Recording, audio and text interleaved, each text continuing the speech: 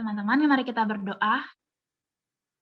Tuhan Yesus yang baik, terima kasih karena masih memberikan kami satu kesempatan untuk kami hidup di satu hari ini.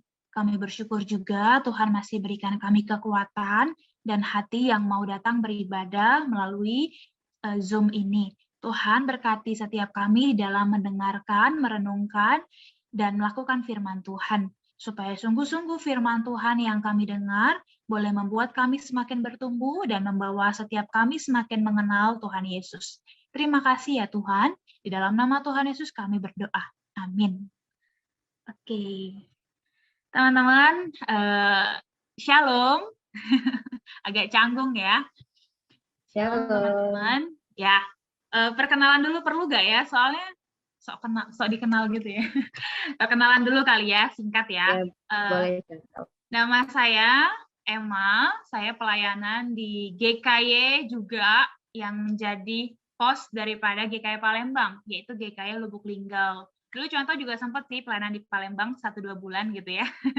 Pernah pelayanan khotbah di remaja juga. Semoga kalian nggak asing sama contoh Emma ya. Nah, contoh Emma, temannya contoh Yohana, makanya contoh Yohana ajak contoh Emma buat khotbah untuk sama kalian semua. Nah, oke deh, perkenalan singkatnya begitu aja. Nanti kita bisa perkenalan lebih jauh jika kalian mau. Oke. Nah, di pagi yang indah dan cerah hari ini, contoh bersyukur sekali bisa lihat teman-teman sekalian, sekalipun lewat Zoom ya. Nah, contoh mau tanya untuk intermezzo dulu ya. Mau tanya sama kalian. Siapa di sini teman-teman yang suka traveling?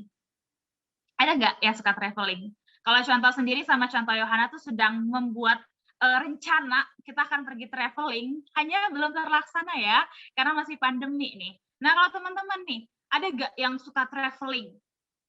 Suka jalan-jalan, hunting, tempat wisata yang bagus, tempat wisata yang indah. Nah begitu, ada nggak teman-teman yang suka traveling? Nah kalau ada, kemana? Tuh ada yang jawab tuh. Kemana tempat terjauh yang pernah kalian kunjungi? Coba tulis di dalam chat, lewat chat ya. Tempat terjauh yang teman-teman pernah kunjungi. Di mana itu? Ada yang jawab? Tempat terjauh yang pernah kalian kunjungi. Mungkin ada yang sudah sampai ke Israel. Tuh, ada yang ke Singapura gitu ya. Contoh Yohana sudah sampai ke Singapura. Ada lagi teman-teman? Ada yang mungkin sampai Bali itu paling jauh bisa jadi. Tuh Thailand. Ada lagi? Kayaknya contoh Yohana aja jawab nih. Jawa Barat. Oke, Jawa Barat kemana? Unik Bandung ya.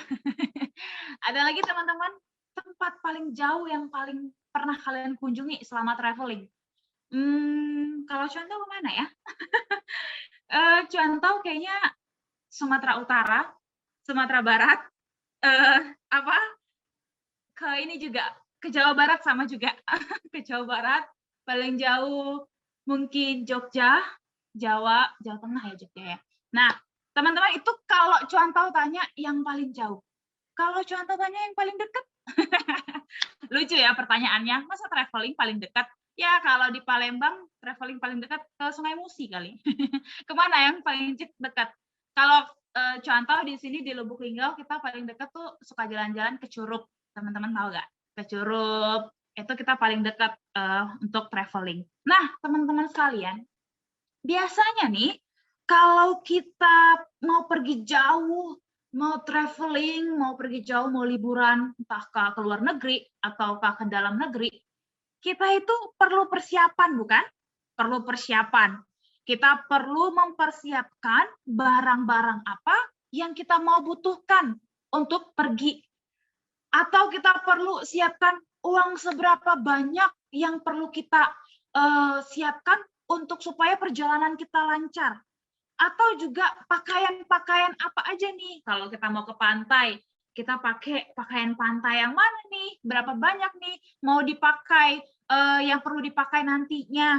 Atau kalau kita mau ke gunung, kita perlu mungkin siapin peralatan-peralatan, entah senter, entah makanan-makanan, bekal gitu ya. Supaya apa? Supaya perjalanan traveling kita atau pendakian kita itu tidak terhambat atau supaya bisa lancar mencapai tujuan dengan baik gitu ya. Karena memang itu yang seharusnya teman-teman. Dan kita harus memastikan dari awal bahwa perjalanan kita, liburan kita ini akan baik-baik aja. Nah, teman-teman, itu kan kalau contoh tanya tentang kita yang mau berlibur gitu ya. Nah, mungkin ada nih yang udah merancang-rancang setelah corona mau kemana sama keluarga. Boleh dan persiapkanlah semua dengan amat sangat baik, teman-teman. Nah, kalau di Alkitab sendiri nih, di Alkitab sendiri ada loh, teman-teman, beberapa orang, sekelompok murid-murid yang juga akan pergi perjalanan jauh. Sekelompok murid-murid yang akan pergi perjalanan jauh. Apa saja ya kira-kira persiapan yang mereka lakukan? Apa kira-kira yang mereka bawa menjadi bekal, menjadi persiapan untuk perjalanan jauh mereka itu lancar? Yuk, contoh mau ajak kalian buka Alkitab kita dari Lukas pasal 9 ayat 1 sampai 6. Lukas pasal 9 ayat 1 sampai 6. Sudah dapat? Lukas pasal 9 ayat 1 sampai 6. Kita simak dengan baik, contoh akan baca ya. Maka Yesus memanggil ke-12 muridnya, lalu memberikan tenaga dan kuasa kepada mereka untuk menguasai setan-setan dan untuk menyembuhkan penyakit-penyakit. Dan ia mengutus mereka untuk memberitakan kerajaan Allah dan untuk menyembuhkan orang. Katanya kepada mereka, jangan membawa apa-apa dalam perjalanan. Jangan membawa tongkat atau bekal, roti atau uang, atau 2 helai baju. Dan apabila kamu sudah diterima dalam suatu rumah, tinggallah di situ sampai kamu berangkat dari situ. Dan kalau ada orang yang tidak mau menerima kamu, keluarlah dari kota mereka dan kebaskanlah debunya dari kakimu sebagai peringatan terhadap mereka. Lalu pergilah mereka dan mereka mengelilingi segala desa sambil memberitakan Injil dan menyembuhkan orang sakit di segala tempat. Nah, contoh mau tanya, sekarang buka mic-nya ya. Ada nggak yang bisa jawab apa yang dibawa oleh murid-murid ketika mereka mau pergi jauh diutus oleh Tuhan Yesus? Ayo, siapa yang mau jawab? Apa aja atau apa yang dibawa oleh murid-murid ketika mereka diutus Tuhan Yesus untuk pergi jauh? Simak lagi Alkitabnya. Apa aja nih? Disuruh bawa roti kah? Disuruh bawa tongkat kah? Disuruh bawa bekal? Apa aja yang disuruh bawa? Ada yang bisa jawab? Kecuali contoh Yohana. Ada nggak? Contoh tunjuk aja lah ya. Boleh kan? Boleh menunjuk-menunjuk di sini ya? Boleh. Silakan contoh Emma. Contoh nih banyak kenal namanya, tapi mungkin tidak orang. Ya, mau dengan Jeffrey Austin. Jeffrey, kira-kira apa yang disuruh Tuhan Yesus bawa menjadi bekal perjalanan murid-murid? Apa ya? Nggak tahu sih. Aduh. Nggak tahu. Oke, yang lain dulu. Nggak apa-apa. Semi Alexis, Semi. Ayo, apa ya kira-kira? Nih, Unik ada jawab Kuasa Roh Kudus. Ada yang lain? Kita coba lihat Alkitab kita ya. Jadi jawabnya berdasarkan Alkitab kita. Ayo coba. Tadi contoh suruh siapa? Suruh Semi ya. Semi, ada nggak? Apa yang disuruh Tuhan Yesus bawa untuk murid-murid perjalanan jauhnya? Semi atau Meryl? Memberitakan Injil bukan contoh. Memberitakan Injil itu tujuannya. Yang disuruh bawa persiapan bekalnya mereka. Apa kira-kira?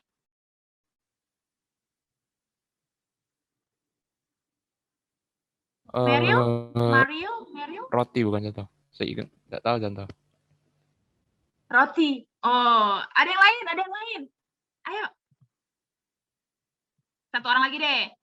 Meryl. Mariel atau Meryl bacanya ya. Ada? Contoh ini Fani mau jawab. Oh, Di sebelah Fani. aku. Ayo Fani, di sebelah contoh Yohana ya. Apa, Fan? Nggak bawa apa-apa, bawa diri aja. Wis, mantap. Nggak bawa apa-apa, cuman bawa diri. Bener banget, bener banget. Teman-teman mungkin bingung ya, karena di situ Tuhan juga ngomong tentang bekal, roti, tongkat. Tapi kalau kalian baca lagi dengan baik, dengan simak, di situ ada kata jangan.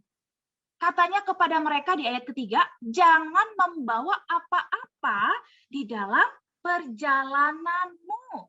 Jangan membawa tongkat atau bekal, roti atau uang, atau 2 helai baju. Jangan bawa apa-apa.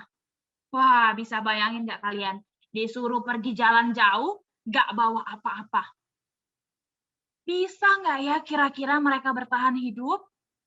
Nah, kalau contoh tanya lagi nih sama kalian, ada yang tahu nggak mengapa Yesus melakukan demikian sama murid-murid? Apa Tuhan Yesus nggak sayang ya? Nggak mengasihi murid-murid ya? Sehingga membiarkan aja murid-murid pergi jauh, jalan jauh, memberitakan Injil, tapi mereka nggak dikasih bawa bekal, nggak dikasih bawa tongkat, atau mereka Tuhan Yesus biarin ya, nanti kalau misalnya ada binatang mereka nggak punya tongkat, terus mereka kenapa-napa. Atau ketika mereka kelaparan, Tuhan biarin ya, untuk mereka nggak punya makanan. Kira-kira kenapa ya teman-teman? Tuhan Yesus melakukan demikian. Nah, Unik nih aktif banget, bangga deh contoh. Unik bales nih ya, katanya supaya mereka benar-benar bergantung sama Tuhan Yesus. Wow, sudah tersingkaplah khotbah cuantau di pernyataan Unik. Nah, benar teman-teman. Ayo kita lihat di ayat pertama dan ayat kedua. Semua lihat Alkitabnya di ayat pertama dan ayat kedua. Ini menjadi alasan utama kenapa Tuhan Yesus melarang mereka membawa apa yang menjadi harta mereka, milik mereka pribadi di dalam perjalanan memberitakan Injil. Di ayat pertama kita lihat diterangkan bahwa Yesus memanggil ke-12 muridnya. Yesus yang aktif ya, yang aktif memanggil ke-12 muridnya. Lalu apa? Yesus yang memanggil ke-12 muridnya itu Yesus sendiri yang memberikan apa? Tenaga. Memberikan apa? Kuasa kepada murid-murid untuk menguasai setan dan untuk menyembuhkan penyakit-penyakit.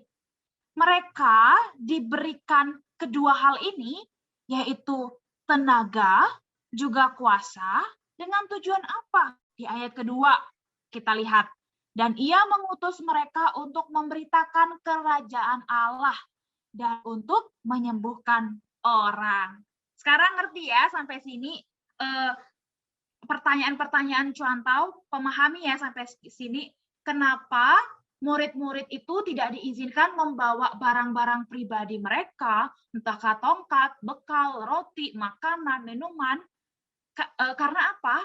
Karena yang pertama, mereka dipanggil khusus oleh Tuhan Yesus untuk melakukan pekerjaan khusus, dan Tuhan Yesus sendiri yang memperlengkapi mereka dengan apa? Kebutuhan yang akan dipakai untuk melayani, yaitu tenaga dan kuasa. Nah, teman-teman, dua kebutuhan ini lebih dari cukup untuk dipakai melayani. Coba, kalau tenaga itu kan bersifatnya badani ya. Tenaga itu bersifatnya badani. Kalau kalian makan, itu untuk apa? Untuk supaya punya tenaga kan? Kalau kita minum, supaya punya kekuatan tenaga. Tapi Yesus tidak memberikan makan dan minum, tetapi langsung memberikan tenaga. Hebat bukan?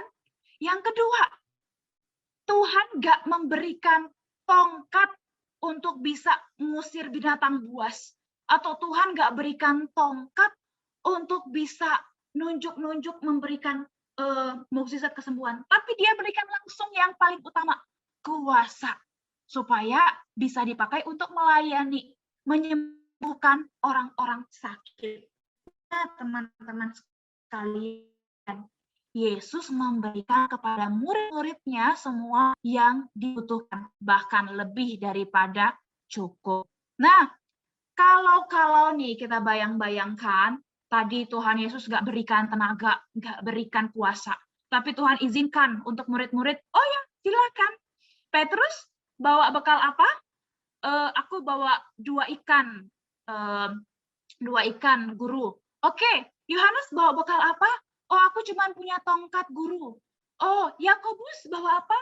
Oh, aku cuma bawa air guru. Nah, kebayang nggak? Kalau masing-masing murid-murid diizinkan membawa bekal harta mereka sesuai dengan apa yang mereka miliki, itu tentu nggak cukup, teman-teman. Mungkin ada nih yang bawa banyak, yang bawa 5 roti dengan 5 ikan. Oh, aku bisa mencapai sukses melayani sesuai dengan perintah Tuhan. Karena persiapan makananku cukup. Oh, aku punya tongkat, jadi aku bisa usir binatang buas. Nah, kamu cuma punya makanan. Kalau ada binatang buas, nanti kamu tetap diterkam. Oh, mungkin ada satu murid yang bilang, ya aku nggak punya apa-apa, nggak ada harta apa-apa. Nggak bisa dong melayani Tuhan Yesus. Kebayang nggak? Kalau satu-satu masing-masing murid membawa semua perbekalan sesuai harta kepunyaan mereka sendiri. Teman-teman yang dikasihi oleh Tuhan, ketika Yesus memanggil murid-muridnya, bahkan kalau kita tarik jauh ya, di awal kisah Yesus memanggil murid-muridnya, yang adalah mereka nelayan, yang mereka adalah pemungut cukai. Ingat gak kisah itu? Bahwa Tuhan Yesus menyuruh murid-murid meninggalkan semua harta mereka. Nelayan yang sedang mengambil ikan, Tuhan Yesus tinggalkan. Ikut aku. Ingat kan? Bahwa sejak awal Yesus memanggil murid-muridnya, itu Yesus tidak melihat, tidak menjadikan harta sebagai kualifikasi, sebagai spesifikasi lah untuk memanggil murid-muridnya. Yesus malah menyuruh mereka meninggalkan harta mereka. Nah, sedemikian ketika di bagian firman di Lukas pasal 9 ini, Yesus melakukan demikian, meminta murid-murid untuk pergi melakukan tugas, dan tidak satu pun dari mereka yang menggunakan yang ada pada mereka sebagai bekal, sebagai kekuatan untuk melayani Tuhan. Keren nggak? Sampai sini contoh ngomong panjang lebar, keren nggak rasanya ngelihat bagaimana Tuhan Yesus memanggil murid-muridnya? Nggak dilihat dari apa yang mereka punya, dari apa yang mereka bisa kasih, mereka punya sebagai kekuatan mereka dalam melayani. Tapi Tuhan sendiri yang memperlengkapi itu semua. Teman-teman yang dikasihi oleh Tuhan, ketika contoh merenungkan firman ini ya, contoh tuh takjub banget dengan panggilan Tuhan kepada murid-murid. Contoh ingat nih, waktu contoh lahir, itu gak bawa apa-apa ya, iya gak sih? Ada gak yang bawa langsung pakai perhiasan emas dan perak waktu lahir? Ada gak yang langsung lahir itu bawa titel sarjana gitu ya? Ada nggak yang langsung tahu lahir, oh aku akan bawa semua medali-medaliku? Nggak ada. Contoh ataupun kalian lahir nggak bawa apapun. Nah, ada juga kan kalau kalian lihat yang meninggal, ada nggak dia bawa apa-apa? Kalaupun dia dipakein jas, baju yang bagus, kalaupun dia disisipin harta-harta di dalam peti matinya, tapi itu nggak dibawa sampai ke surga, nggak. Itu hanya sampai di peti mati, nanti dimakan rayap, nggak dibawa ketika nanti sampai dipanggil sama Tuhan Yesus. Nah, teman-teman sekalian, nyatanya demikianlah Yesus mau untuk murid-murid menjadi pelayannya Tuhan dengan tidak mengandalkan apapun yang ada pada mereka. Tidak melayani atas apa yang mereka dapat berikan, mereka dapat punya. Karena apa? Karena panggilan itu khusus dan Tuhan sendiri yang akan memberikan kecukupan, kebutuhan, apa yang perlu dipakai untuk melayani Tuhan. Coba sekarang buka Lukas 9 ayat 23 sama 24. Lukas pasal 9, nggak jauh ya dari yang tadi, ayat 23 sampai 24. Minta contoh Yohana deh bacain. Lukas pasal 9 ayat 23 sampai 24. Ya. Lukas 9 ayat 23 dan 24 demikian firman Tuhan. Katanya kepada mereka semua, setiap orang yang mau mengikut aku, ia harus menyangkal dirinya, memikul salibnya setiap hari dan mengikut aku. Karena barang siapa mau menyelamatkan nyawanya, ia akan kehilangan nyawanya. Tetapi barang siapa kehilangan nyawanya karena aku, ia akan menyelamatkannya. Amin. Wah, terima kasih contoh Yohana. Nah, teman-teman, contoh nggak usah jelasin lagi lah arti ayat ini. Ayat ini dengan jelas sudah bilang ke kita bahwa setiap orang yang mau mengikut aku, yaitu mengikuti Yesus, harus menyangkal diri, memikul salib setiap hari, dan mengikut dia. Karena apa? Karena barang siapa mau menyelamatkan nyawanya, ia akan kehilangan nyawanya. Tetapi barang siapa kehilangan nyawanya karena Yesus, ia akan menyelamatkannya. Nah, hari ini tema kita apa? Tema kita itu The End of Me. Wis, keren, sadis gitu ya. Greget kalau dengar tema ini, The End of Me. Apa sih artinya?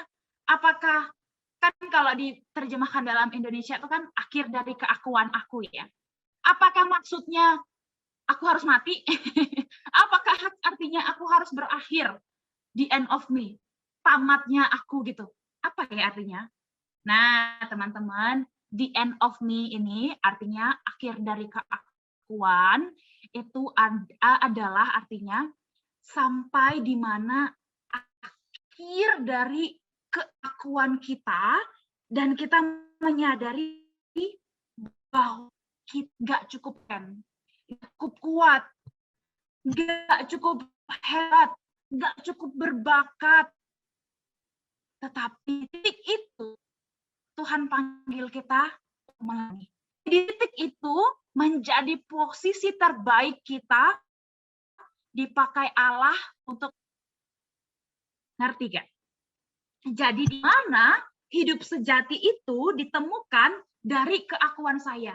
Jadi gini, kita kan anak-anak remaja banyak banget ya talentanya ya. Kalau contoh sebulan yang lalu itu sebulan atau 2 bulan yang lalu ikutin Zoom kita, itu bicara tentang talenta apa yang bisa dipakai untuk melayani Tuhan ya. Dan sebagian kita udah tahu nih talenta apa yang kita miliki. Nah, the end of me adalah ketika kita ada dalam satu posisi bahwa sadar kepandaian aku bisa main musik, kepandaian aku bisa editing video, kepandaian aku untuk bisa masak, kepandaian aku untuk bisa dance, banyak ya anak-anak dari Palembang yang bisa dance, itu ternyata nggak cukup, dan nggak begitu berguna dipakai untuk memuliakan Tuhan. Atau kepintaran aku nih ikut olimpiade, itu nggak cukup dan nggak berguna kalau hanya soal kebisaan tanpa dipakai melayani Tuhan. Jadi keakuan diri itu biasanya baru bisa dirasakan oleh anak Tuhan ketika dia terpuruk, ya nggak? Kalau sekarang kan kita happy, kita ngerasa bisa ini, bisa itu, bisa ini, nggak terlalu gimana-gimana gitu ya. Tapi ketika kita ngerasa, ya Tuhan, aku sudah melayani bagus-bagus, tadi main musik, masih aja dibilang kurang bagus. Ya Tuhan, gue udah dance bagus-bagus, tapi masih aja salah gerak.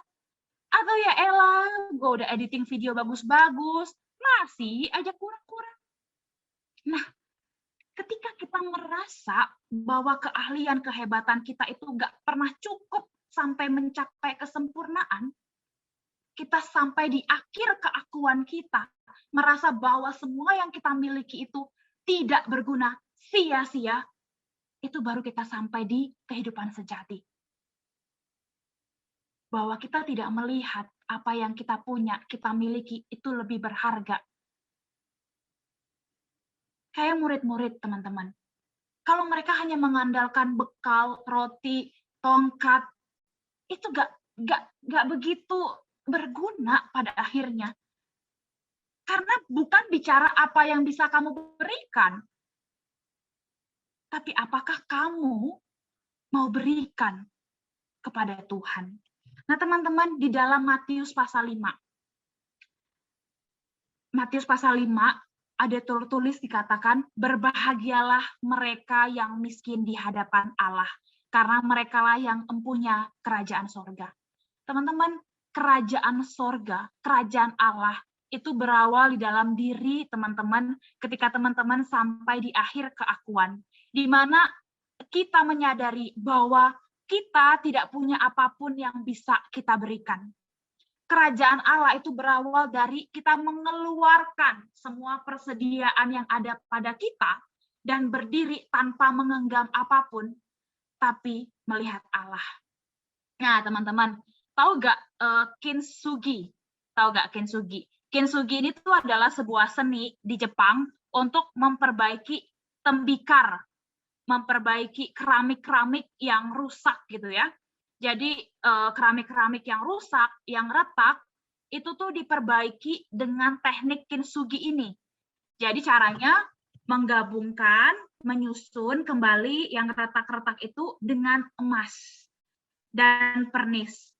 Tapi teman-teman, ini bukan menghilangkan bentuk semula, bukan. Tetap dalam bentuk semula, tapi serpihan-serpihan atau bongkahan-bongkahan keramik tadi itu disusun dengan sedemikian dan dipernis dengan emas. Nah, justru yang ditonjolkan itu adalah retaknya tadi, teman-teman. Nah, keramik tembikar yang sudah melalui proses kintsugi ini, itu nyatanya menjadi lebih indah dan bernilai dari sebelumnya. Bahkan yang keramik yang rusak yang sudah diteknik dengan kintsugi ini jauh lebih mahal loh daripada keramik-keramik baru yang utuh, teman-teman. Nah, teman-teman, sama dengan prinsip kerajaan sorga. Yang hancur, yang justru memiliki nilai yang tinggi. Inilah penebusan Allah. Ketika kita merasa kita nggak layak, sekalipun kita punya banyak talenta, punya banyak harta, punya banyak kemampuan, tapi kita ngerasa kita nggak layak melayani Tuhan. Kita ngerasa kita nggak layak, apa yang kita bisa miliki ini mampu menjadi persembahan buat Tuhan. Inilah yang justru memiliki nilai yang tinggi. Teman-teman, ketika kita akhirnya sampai pada akhir dari keakuan kita, dan menyerahkan kepada Allah keping-kepingan yang hancur tadi, kita akan utuh kembali. Nah, ketika kita udah utuh kembali, kita siap memenuhi tujuan eksistensi dipakai oleh Allah. Nah, teman-teman yang dikasih oleh Tuhan, kalau di dunia fisik, benda-benda yang rusak itu kehilangan nilainya. Benda-benda itu mungkin dibuang. Misalnya aja, peralatan dari kaca, ini terlepas dari teknik kintsugi tadi ya. Misalnya kalau kita punya vas bunga yang sudah hancur, kita akan buang kan, atau perabotan yang sudah rusak, kita akan buang. Kalau sedikit lecet aja, mungkin kita akan ganti baru. Nah, tetapi di dunia spiritual, kerohanian, sebaliknya teman-teman, kebalikannya lah yang benar. Segala yang rusak justru adalah yang berharga di hadapan Allah. Orang-orang yang hancur itu justru mengungkapkan keindahan dari kuasa Allah. Nah, teman-teman yang dikasih oleh Tuhan, hari ini kalau teman-teman tahu, kita masuk dalam Minggu Palma, menjelang satu minggu kesengsaraan Tuhan Yesus, sebelum nanti hari Jumat kita memperingati kematian Tuhan Yesus. Nah, teman-teman, teladan yang paling sempurna itu adalah Tuhan Yesus. Kita belajar dari Tuhan Yesus. Yesus mengosongkan dirinya, merendahkan diri dari status raja, status anak, status imam, menjadi seorang yang penuh cela dan dosa. Sehingga dia mau mengkorbankan dirinya di kayu salib untuk dunia. Nah, teman-teman, contoh mau tanya, dan kalian bisa jawab dalam hati masing-masing. Apa sih tujuan hidup teman-teman? Apa sih mimpi-mimpi besar yang teman-teman sudah rancang-rancang? Apa yang teman-teman idam-idamkan? Apakah tujuan hidup kita adalah mengejar mimpi untuk menjadi orang yang kaya? Apakah kita mau mengejar karir sampai kita sekolah sampai profesor? Itu semua boleh, teman-teman. Sangat boleh. Tidak ada yang salah dari mimpi-mimpi itu. Tidak ada yang salah daripada harapan-harapan itu. Tetapi tujuan yang paling dasar, yang paling utama hanya satu. Untuk memberitakan kerajaan Allah di dunia. Untuk memuliakan Tuhan melalui mimpi teman-teman yang nanti jadi dokter, jadi insinyur, jadi kepala rumah sakit, yang menjadi polisi, yang menjadi ilmuwan, melalui kehidupan teman-teman itu dipakai untuk memberitakan kerajaan Allah di dunia, untuk memuliakan Tuhan. Maka teman-teman, kita nggak usah capek-capek yang namanya ngelakuin ini untuk bisa tercapai nih, tercapai mimpi kita. Bukan berarti contoh bilang nggak usah berjuang keras ya, enggak. Tapi bukan berarti kalian repot-repot melakukan A, B, C, D, E, F, G sampai mencapai mimpi. Tapi ingat teman-teman, itu semua nggak akan pernah cukup. Kita perlu mengandalkan Tuhan aja. Percaya deh. Apapun mimpi kalian, apapun harapan kalian di depan, kalau tujuannya untuk memuliakan Tuhan, pasti Tuhan berkati. Pasti Tuhan sendiri yang akan memberikan kemampuan. Tuhan sendiri yang akan memberikan kesanggupan. Tuhan sendiri yang akan memproses sampai mencapai mimpi itu. Asal itu mimpi yang dikehendaki oleh Tuhan. Nah, teman-teman yang dikasih oleh Tuhan, mari belajar melihat diri kita, apapun kondisi kita, entahkah kita penuh dengan talenta, atau kita yang ngerasa nggak bisa apa-apa, kita ngerasa nggak punya kekuatan apa-apa, punya mimpi yang tinggi, tapi ngerasa, ya Tuhan, gue miskin, gue nggak punya apa-apa, gimana ya? Ya Tuhan, papa mama nggak punya uang lah untuk nanti wujudkan mimpiku jadi dokter. Atau, ya gue bisa lah papa mama, banyak uangnya, nanti aku pasti bisa jadi insinyur, punya gelar profesor. Teman-teman, lupakan itu semua. Lupakan itu semua. Tapi coba lihat tujuan Tuhan yang paling utama, yaitu apa? Kita jadi berkat, membawa kerajaan Allah di tengah-tengah dunia, bahkan hidup kita. Ketika tujuan kita jelas, itu kita taruh mimpi kita di hadapan Tuhan. Kita taruh mimpi kita di hadapan Tuhan. Dan Tuhan sendiri, contoh yakin dan percaya, akan memampukan, akan memberikan semua tepat pada waktunya dan sesuai kehendak Tuhan. Nah, teman-teman yang dikasih oleh Tuhan, kalau lihat contoh sendiri sekarang jadi hamba Tuhan ya, sudah sekolah lama-lama nih, udah sekolah 5 tahun, kemudian punya gelar sarjana teologi, dan kemudian sekarang jadi pelayan Tuhan penuh waktu di gereja. Kalau lihat dari belakang, ya elah boro-boro mikir kalau sampai di hari ini, enggak kepikiran. Tapi karena apa? Bilang sama Tuhan, jadilah kehendak Tuhan, apa yang Tuhan mau untuk aku lakukan, aku mau. Bukan karena aku bisa untuk berbicara nih panjang lebar khotbah, sehingga contoh jadi hamba Tuhan, bukan. Contoh bisa khotbah panjang lebar kayak gini, itu karena Tuhan yang memampukan. Sama nanti teman-teman, ketika nanti teman-teman bisa jadi orang sukses, jadi orang hebat, melakukan segala apa yang teman-teman inginkan, ingat, itu untuk kemuliaan Tuhan. Itu untuk memberitakan kerajaan Allah di tengah dunia. Sehingga nggak ada kesombongan, nggak ada kecongkakan ketika bisa lakukan itu. Oke teman-teman, firman Tuhan hari ini sampai di sini. Kita berdoa ya. Tuhan Yesus yang baik, kami mengucap syukur karena kami sebagai anak-anak Tuhan, Tuhan tidak pernah tinggalkan. Tuhan melihat setiap anak-anak di GKI Palembang ini dengan segala kerinduan hati mereka, dengan segala cita-cita dan harapan mereka.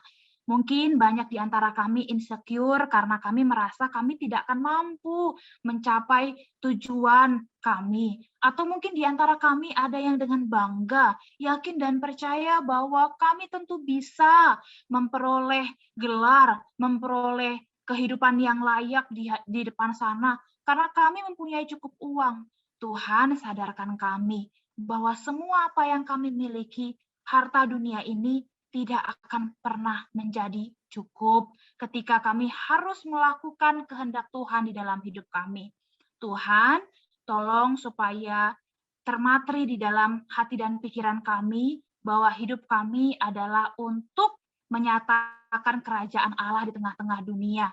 Sehingga ketika kami ngerasa tidak cukup hebat, tidak cukup berani, tidak cukup memiliki kekuatan untuk masa depan kami ingat seperti murid-murid yang Tuhan sendiri berikan tenaga, Tuhan berikan kuasa, sampai pada akhirnya mereka bisa melaksanakan tugas yang Tuhan berikan.